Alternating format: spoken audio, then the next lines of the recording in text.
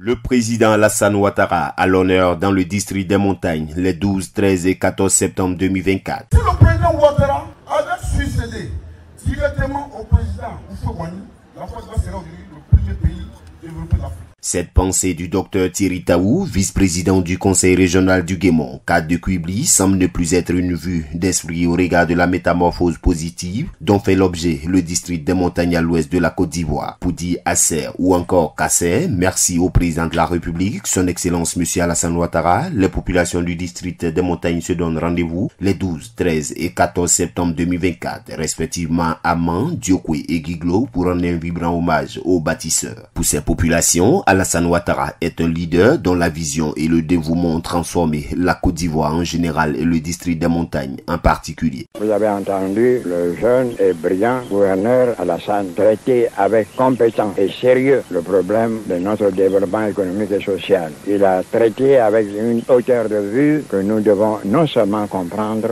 les uns et les autres, mais soutenir de notre compréhension, de notre confiance. Il a accompli, malgré les difficultés énormes, un excellent travail. Je lui fais confiance, vous lui ferez confiance. Houphouët-Boigny avait raison. Depuis son accession à la présidence, le chef de l'État, visionnaire au service du développement, a fait preuve d'un engagement indéfectible envers le progrès et la prospérité de son pays. Sa politique de développement économique axée sur l'infrastructure, l'éducation et la santé a redéfini les horizons pour des millions de citoyens. Sous sa direction, la Côte d'Ivoire a connu une croissance économique remarquable, propulsant le pays vers de nouveaux sommets sur la scène internationale. Avec l'ancienne pont qui est là, on ne peut pas se croiser. Si un véhicule vient, il faut que l'autre garde d'abord. Même moto, quand les motos viennent, il faut qu'on garde d'abord.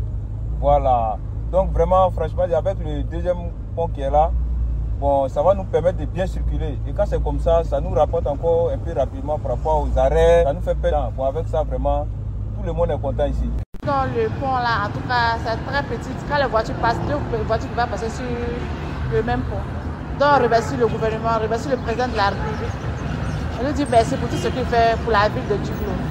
Très content pour nos présidents, il est bien construit et puis nos cadres de Danané, vraiment je les apprécie beaucoup avec le nouvel hôpital de Danané, ça nous permet à terre, nous, au lieu de déplacer aller à Man, on va se soigner à Danané. Vraiment on est très à joie pour ça, on est très content. Du nouveau pont sur le Onzo à Guiglo, en passant par le nouveau centre hospitalier régional de Man, l'hôpital général de Danané, jusqu'au pont de Sémia, reliant les régions du Guémont et du Ourodougou, pour ne citer que cela, tout le district des montagnes a été témoin d'une transformation impressionnante grâce aux initiatives du président de la République. Les infrastructures routières ont été modernisées, facilitant les échanges économiques et la mobilité des habitants. Les investissements dans le secteur éducatif ont ouvert de nouvelles opportunités pour les jeunes générations, tandis que les efforts en matière de santé ont amélioré les conditions de vie de nombreux foyers. Les cérémonies prévues le 12 septembre à Man, le 13 à Diokwe et le 14 septembre 2024 à Guiglo sont une marque de reconnaissance de l'impact positif du président sur cette région spécifique. Pour Anne-Désiré Ouloto, ministre d'État et cadre du district, par ailleurs président du comité d'organisation, cette célébration est non seulement un hommage à ses réalisations, mais aussi un symbole de l'unité et de la prospérité croissante de la Côte d'Ivoire. Que vous soyez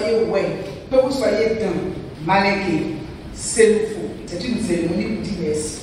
Aujourd'hui, nous aurons dans le Kabali un pont flambant neuf.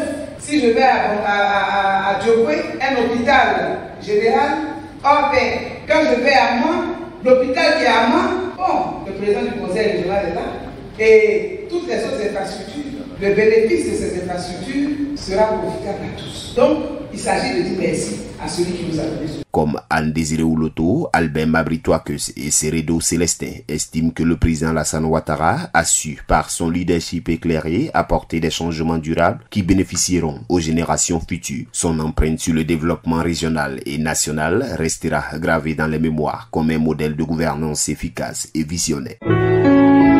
APRA, Agence Presse, Radio et Audio.